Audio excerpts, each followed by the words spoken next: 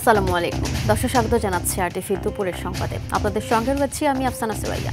দুদক সংস্কার কমিশন, আইন সংস্কার কমিশন এবং নির্বাচন সংস্কার নিয়ে সংস্কার কমিশনগুলো যে সুপারিশ করেছে সেগুলো আগামী 2 মাসের মধ্যে আইনে পরিণত করা হবে বলে জানান আইন উপদেষ্টা ডক্টর আসিফ নজরুল।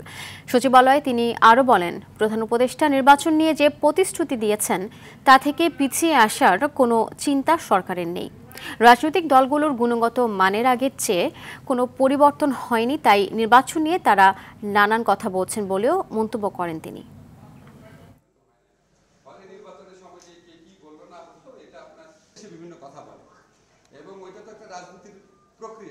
নির্বাচন অনুষ্ঠানে সরকার দৃঢ় প্রতিজ্ঞ।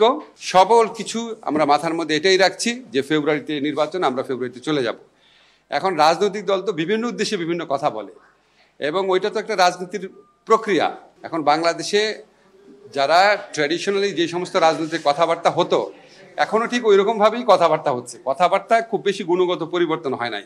ফলে নির্বাচনের সময় নিয়ে কে কি বললো না বললো, এটা আপনার রাজনৈতিক প্রক্রিয়ার অংশ হিসেবেই দেখবেন।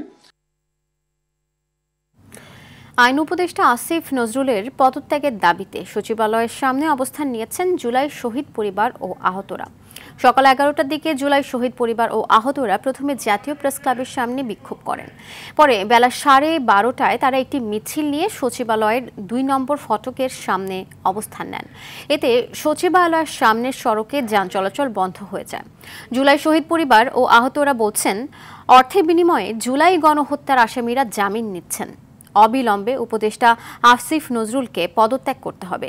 এ সময় বিচারকদেরও অপসারণ দাবি করেন তারা। বাংলাদেশের সঠিক উপায়ে গণতন্ত্র উত্তরণে সহযোগী হতে চায় ইউরোপীয় ইউনিয়ন। দুপুরে নির্বাচন কমিশন কার্যালয়ে প্রধান নির্বাচন কমিশনার এএমএম নাসির উদ্দিনের সঙ্গে বৈঠক শেষে একথা বলেন ইউরোপীয় ইউনিয়নের রাষ্ট্রদূত মাইকেল মিলার। তিনি বলেন, আগামী সংসদ নির্বাচন আন্তর্জাতিক মানদণ্ড অনুযায়ী সুষ্ঠু ও নিরপেক্ষ হোক। সংসদ নির্বাচন উপলক্ষে 4 মিলিয়ন ইউরো নির্বাচন কমিশনকে সহযোগিতা দেবে ইউরোপীয় ইউনিয়ন। আগামী মাসে নির্বাচনের পরিবেশ দেখতে ইউরোপীয় ইউনিয়নের নির্বাচন বিশেষজ্ঞ দল বাংলাদেশে আসবে বলে জানান তিনি। এর আগে ইউরোপীয় ইউনিয়নের 6 সদস্যের প্রতিনিধি দল সিইসির সঙ্গে 1.5 ঘণ্টার বৈঠক করেন।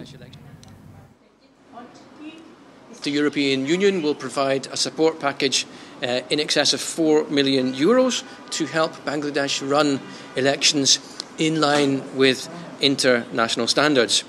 We will work with the Bangladesh Election Commission, and we will work also with smaller civil society organizations in your country that are specialized in digital rights and countering misinformation.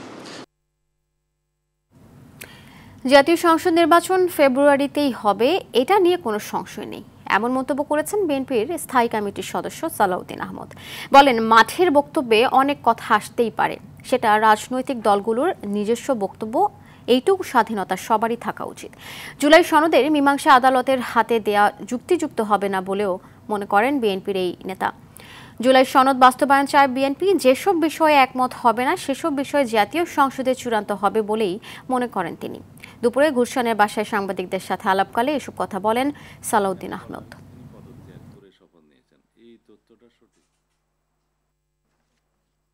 আমাদের কি কারণ সংবিধান নেই? আমাদের তো সংবিধান আছে। হতে পারে সেটা রুগ্ন, এবং সেই সংবিধান বহাল আছে। সেই সংবিধানের উপর ভিত্তি করেই এই সরকার প্রতিষ্ঠিত হয়েছে, সাংবিধানিক প্রক্রিয়া প্রতিষ্ঠিত হয়েছে। রাষ্ট্র সাংবিধানিক প্রক্রিয়ার মধ্য দিয়ে চলছে। সংবিধান অনুযায়ী রাষ্ট্রের জুডিশিয়ারি চলছে, আইন কানুন চলছে, প্রশাসন চলছে। তো এই প্রক্রিয়ার সাথে সাংবিধানিক শূন্যতার প্রক্রিয়া মেলানো ঠিক হবে না। বিগত সরকারের আমলে রাজনৈতিক উদ্দেশ্য প্রণোদিত হয়ে যেসব ভোট কেন্দ্র তৈরি করা হয়েছিল সেগুলো বাতিলের দাবি জানিয়েছেন বিএনপির সিনিয়র যুগ্ম মহাসচিব রুহুল কবির রিজভী। দুপুরে জাতীয়তাবাদী স্বেচ্ছাসেবক দলের 45তম প্রতিষ্ঠা বার্ষিকী উপলক্ষে শহীদ প্রেসিডেন্ট জিয়াউর রহমানের সমাধিতে শ্রদ্ধা নিবেদন শেষে তিনি এ দাবি জানান। এ সময় তিনি ভোটাররা যেন নির্বিঘ্নে ভোট কেন্দ্রে আসতে পারে সেই পরিবেশ নিশ্চিত করার জন্য সরকারের প্রতি আহ্বান জানান। এছাড়া ডাকসু নির্বাচনে মব সৃষ্টি করে ছাত্রদলকে মনোনয়ন ফর্ম নিতে বাধা সৃষ্টি করা হচ্ছে বলেও অভিযোগ করেন রিজভী।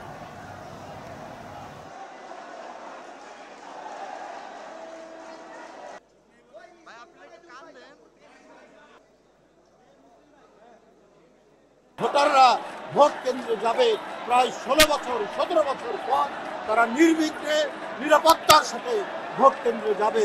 সেই ব্যবস্থা, সেই পরিবেশ নির্বাচন কমিশনকে তৈরি করতে হবে। ডাকসু নির্বাচনে লেভেল প্লেইং ফিল্ড নিশ্চিতে সর্বাত্মক প্রচেষ্টা চালাচ্ছে বিশ্ববিদ্যালয় প্রশাসন। সকালে একথা জানিয়েছেন প্রধান রিটার্নিং কর্মকর্তা অধ্যাপক ডক্টর জসিমউদ্দিন। তিনি বলেন, কাউকে সুবিধা দিতে নয়, সব প্রার্থীদের কথা চিন্তা করে মনোনয়নপত্র উত্তোলন ও জমা দেওয়ার সময় একদিন বাড়ানো হয়েছে। উত্তোলনের শেষ দিনে অনেকেই মনোনয়ন ফর্ম নিচ্ছেন, অনেকে জমাও দিচ্ছেন। গতকাল পর্যন্ত ডাকসু নির্বাচনে বিভিন্ন পদে প্রতিদ্বন্দ্বিতার জন্য মোট 565 জন মনোনয়নপত্র সংগ্রহ করেছেন। আর 18টি হলে বিভিন্ন পদে মোট 1226 জন শিক্ষার্থী মনোনয়নপত্র নিয়েছেন। চূড়ান্ত তালিকায় মোট ভোটার 39,775 জন। এর মধ্যে ছাত্র ভোটার 20,871 জন ও ছাত্রী ভোটার 18,902 জন।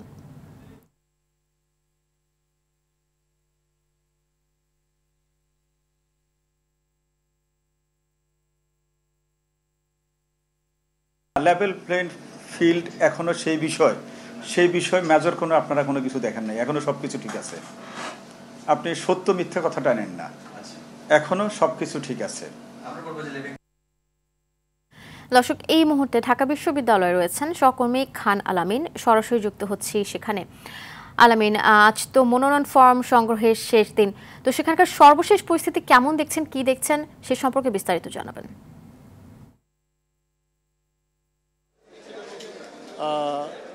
ছাত্র শিবির পূর্ণাঙ্গ প্যানেলে গতকালকেই মনোনয়ন ফর্ম সংগ্রহ করেছিল। আজকে তারা পূর্ণাঙ্গ প্যানেলে এসে এখানে মনোনয়ন ফর্ম জমা দিয়েছে। জমা দেওয়ার পরে ছাত্র শিবিরের যেই ভিপি প্রার্থী এবং জিএস প্রার্থী সাদিক ক্যাম ও এস এম ফরহাদ তারা কথা বলেছেন আমাদের সঙ্গে। তারা যে বিষয়টি বলার চেষ্টা করেছেন, গতকালকে ঢাকা বিশ্ববিদ্যালয় কর্তৃপক্ষ একটি সিদ্ধান্ত নিয়েছে রাতের বেলা, কারণ আজকে মনোনয়নপত্র সংগ্রহের এবং আজকে মনোনয়নপত্র জমা দেওয়ার শেষ দিন ছিল, সংগ্রহের শেষ দিন ছিল গতকালকে। কিন্তু গতকাল রাতে ঢাকা বিশ্ববিদ্যালয় কর্তৃপক্ষ একটি সিদ্ধান্ত জানিয়ে দিয়ে যে না, আজকে পর্যন্ত মনোনয়নপত্র সংগ্রহ করা যাবে, আগামীকাল মনোনয়নপত্র জমা দেওয়ার শেষ দিন। এই বিষয়টি ছাত্র শিবির সহ ক্রিয়াশীল যে ছাত্র সংগঠনগুলো রয়েছে তাদের কারোর সাথে আলাপ আলোচনা না করে সিদ্ধান্ত গ্রহণ করেছে, যেটিকে তারা বলছেন যে একটি নির্দিষ্ট ছাত্র সংগঠন কিংবা নির্দিষ্ট ব্যক্তিদেরকে সুবিধা দেওয়ার জন্যই এই সিদ্ধান্তটি নেওয়া হয়েছে। পক্ষপাতমূলক আচরণ করেছে এই নির্বাচন পরিচালনার সাথে যারা জড়িত রয়েছেন তারা এই অভিযোগটি করেছেন।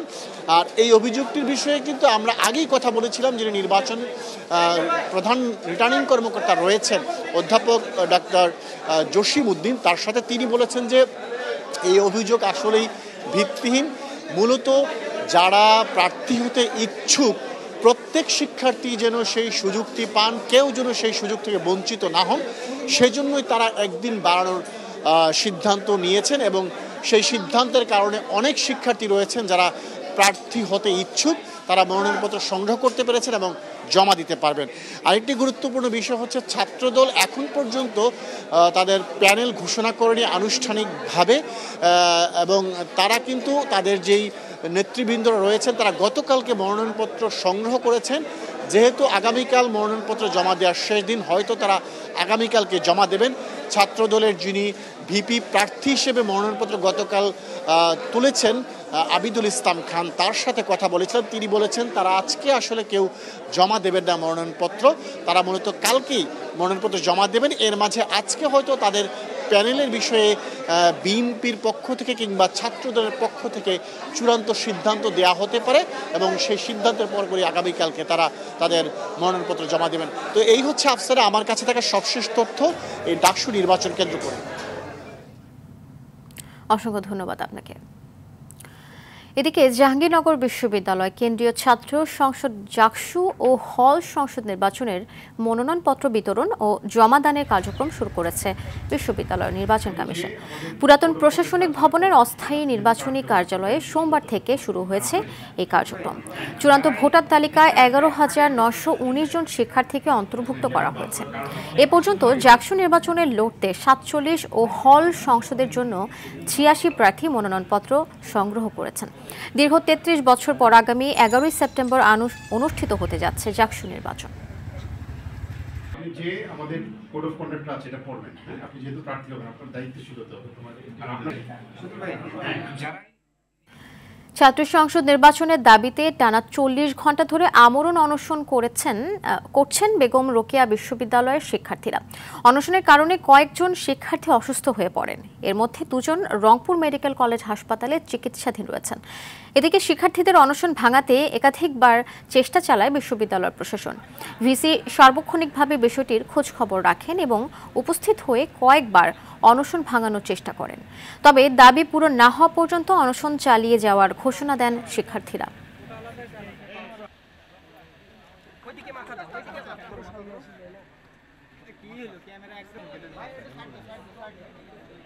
শিক্ষার্থীদের যে প্রাণের দাবি অর্থাৎ বেগম রোকেয়া বিশ্ববিদ্যালয় কেন্দ্রীয় ছাত্র সংসদ প্রতিষ্ঠা, সেটি অচিরেই বিশ্ববিদ্যালয়ের আইনে গেজেটভুক্ত করা হোক।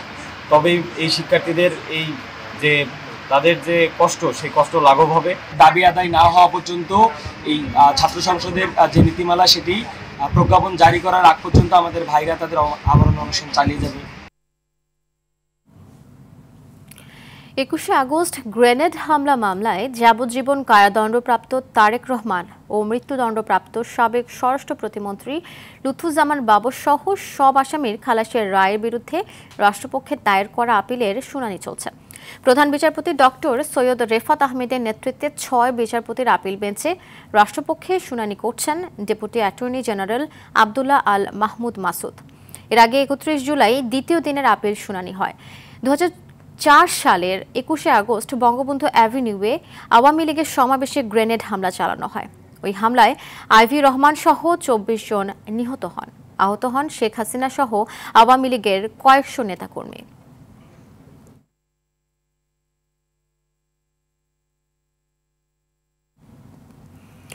ভুয়া কাগজ তৈরি করে নারীদের বিদেশে পাচারের সঙ্গে খোদ জনশক্তি কর্মসংস্থান ও প্রশিক্ষণ ব্যুরোর উপপরিচালক, সহকারী পরিচালক সহ 4 কর্মকর্তা জড়িত। সঙ্গে ছিলেন 5 রিক্রুট এজেন্সিও। এদের বিরুদ্ধে দুদকের মামলার প্রায় 2 মাস পার হলেও এখনও বহাল তবিয়তে কাজ করছে দোষীরা। বিএমইটির মহাপরিচালক জানান, দ্রুত তদন্ত শেষে দোষীদের বিরুদ্ধে ব্যবস্থা নেওয়া হবে। সাব্বির হোসেনের ক্যামেরায় দীপ্ত চন্দ্র পালের রিপোর্ট।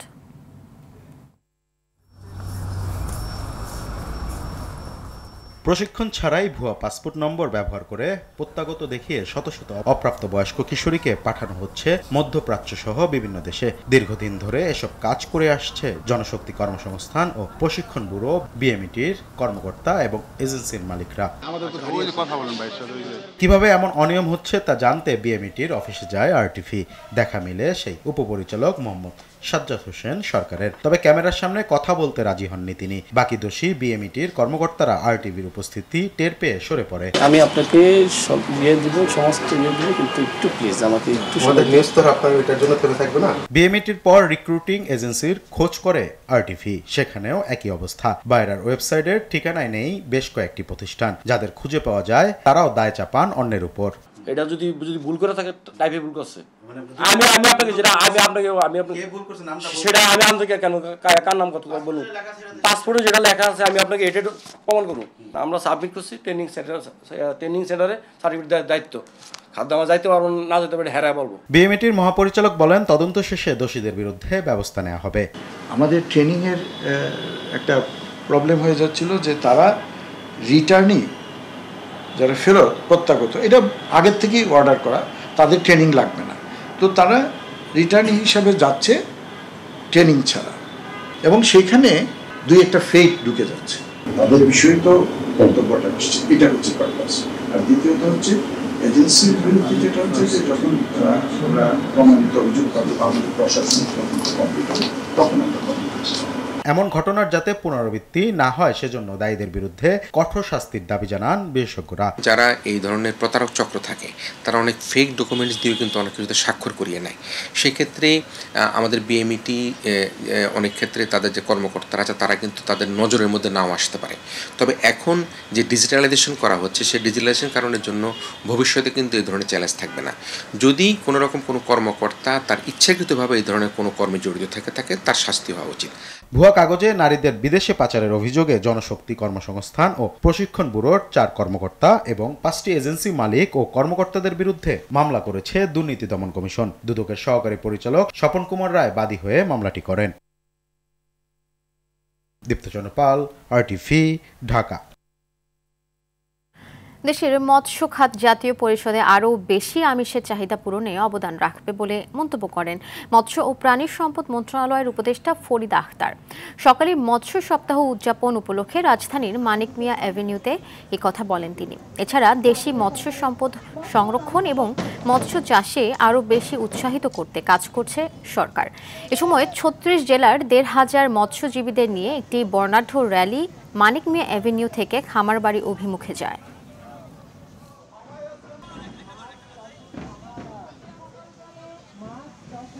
অভয়াশ্রম গড়ে তুলি, দেশি মাছের ডাল ধরি। আমরা অভয়াশ্রম গড়ে তুলে সারা দেশে এই জলাশয়গুলো আছে সেখানে দেশীয় মাছ রক্ষা করার জন্য আমরা কাজ করে যাব এবং দেশের মানুষের জন্য যে আমিষের যোগান সেটাতে আমরা অবদান রাখবো। বরিশাল শেরেবাংলা মেডিকেল কলেজ হাসপাতালে তৃতীয় দিনের মতো ইন্টার্ন চিকিৎসকদের কর্মবিরতি চলছে। কর্মস্থলে নিরাপত্তা নিশ্চিত এবং চিকিৎসকদের উপর হামলাকারীদের গ্রেফতার দাবিতে রোববার থেকে কর্মবিরতি পালন করছেন তারা। এতে দুর্ভোগে পড়েছেন চিকিৎসা নিতে আসা রোগীরা। এদিকে সরকারি হাসপাতালে রোগীদের হয়রানি বন্ধ ও স্বাস্থ্য খাতের সংস্কার দাবিতে ছাত্র জনতার ব্যানারে আন্দোলনরত বরিশাল জেলা প্রশাসন কার্যালয়ে ঘেরাও কর্মসূচি পালন করছে। সেখান থেকে চিকিৎসক কর্মচারীর উপর হামলার ঘটনায় এজাহারভুক্ত একজনকে আটক করেছে পুলিশ। দর্শক, দুপুরের সংবাদ এ পর্যন্তই। জেলা সংবাদ বিকেল 4:45টায় দেখার আমন্ত্রণ রইল। ধন্যবাদ সবাইকে।